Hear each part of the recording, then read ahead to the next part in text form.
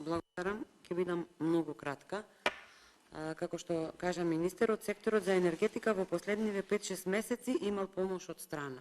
Факт е дека помошта требало да ја побара многу побрзо, некој мора да предвидува, некој мора да истражува и тоа е секторот за енергетика, за да не се доведеме до ситуација во која што сме доведени. 6 години преспавте и уште 2 ако останете да преспиете до 2024 година.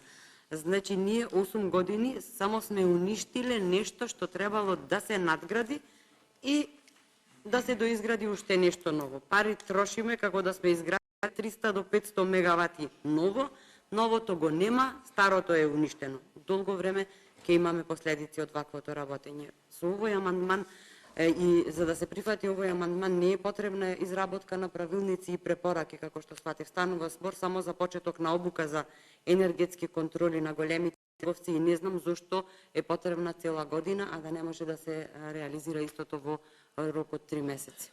Да се организира и да се отпочне со овие обуки. Ви благодарам.